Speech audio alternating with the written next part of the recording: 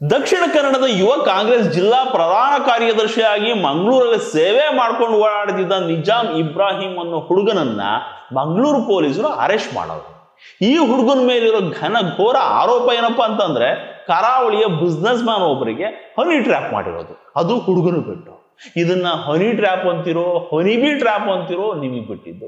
ಈ ನಿಜಾಮ್ ಅನ್ನೋ ಹುಡುಗ ಐತಲ್ಲ, ಇದು ನಾನು ಕಾಂಗ್ರೆಸ್ ಲೀಡರ್ ಅಂದ್ಕೊಂಡು ಊರು ತುಂಬಾ ಶೋ ಕೊಟ್ಕೊಂಡು ಪೋಸ್ಟ್ ಹಾಕೊಂಡು ಓಡಾಡ್ಕೊಂಡಿತ್ತು.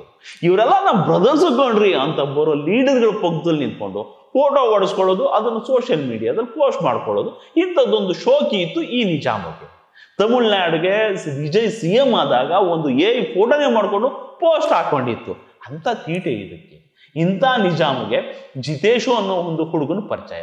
ಈ ಜಿತೇಶ್ಗೆ ಮಂಗಳೂರಿನ ಒಂದು ಬಿಸ್ನೆಸ್ ಮ್ಯಾನ್ ಜೊತೆಗೆ ರಿಲೇಶನ್ಶಿಪ್. ಈ ಎರಡೂ ಗಂಡು ಜೀವಿಗಳ ಸಂಬಂಧದ ಬಗ್ಗೆ ಈ ಕಾಂಗ್ರೆಸ್ ಯೂತ್ ಲೀಡರ್ ನಿಜಾಮ್ಗೆ ಗೊತ್ತಾಗ್ಬಿಟ್ಟಿದೆ. ಇದನ್ನ ಕಮರ್ಷಿಯಲ್ ಆಗಿ ಹೆಂಗ್ ವರ್ಕೌಟ್ ಮಾಡ್ಕೋಬೇಕು ಅಂತ ಐಡಿಯಾನು ಬಂದ್ಬಿಟ್ಟಿದೆ.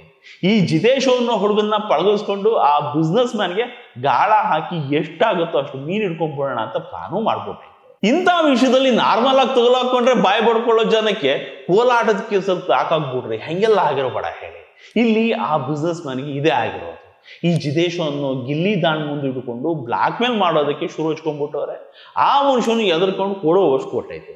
ಇದ್ರ ಮಧ್ಯದಲ್ಲಿ ಹೊಸ ಸ್ಟೋರಿ. ಈ ಜಿತೇಶ್ ಅನ್ನೋ ಹುಡುಗ ಈ ಸಂಬಂಧದಲ್ಲಿ ಜಿಗುಪ್ಸೆ ಬಂದ್ಬಿಟ್ಟು ಡೆತ್ ನೋಟ್ ಬರೆದು ಸತ್ಯ ಹೋಗ್ಬಿಟ್ಟವನೇ ಅಂತ ಒಂದು ಡೆತ್ ನೋಟು ರೆಡಿ ಮಾಡ್ಬಿಟ್ಟು, ಜೊತೆಗೆ ಅಂತ್ಯ ಸಂಸ್ಕಾರ ಆಗುವಂತ ಒಂದು ಸೀಕ್ವೆನ್ಸು ರೆಡಿ ಮಾಡ್ಕೊಂಡ್ಬಿಟ್ಟು, ಇದಕ್ಕೆಲ್ಲ ನಿಂದೇ ರೀಸನ್ನು, ಪಾಪ ಈ ಹುಡುಗ ಅನ್ಯಾಯವಾಗಿ ಸತ್ಯ ಹೋಗ್ಬಿಡ್ತು ಅಂತ ಆ ಬಿಸ್ನೆಸ್ ಮ್ಯಾನ್ಗೆ ಪಟ್ಟಿ ಕಟ್ಬಿಟ್ಟೈತೆ ಈ ನಿಜಾಮ್.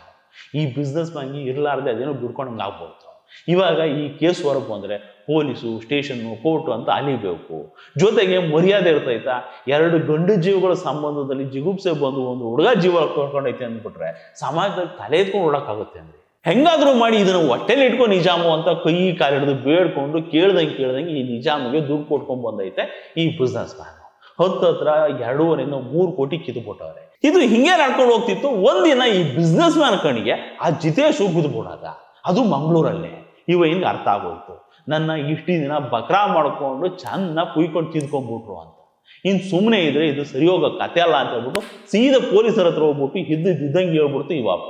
ನಮ್ಮ ಮಂಗಳೂರು ಪೊಲೀಸರು ಕೇಸ್ ರಿಜಿಸ್ಟರ್ ಮಾಡ್ಕೊಂಡು ಹನಿಬಿ ಹಿಡ್ಕೊಂಡು ಜೇನ್ ನೆಕ್ತಿದ್ದ ಈ ಎರಡೂ ಹುಳುಗಳನ್ನ ಹಿಡ್ಕೊಂಡು ಬಂದು ಎನ್ಕ್ವೈರಿ ಮಾಡಕ್ ಶುರು ಮಾಡವ್ರೆ.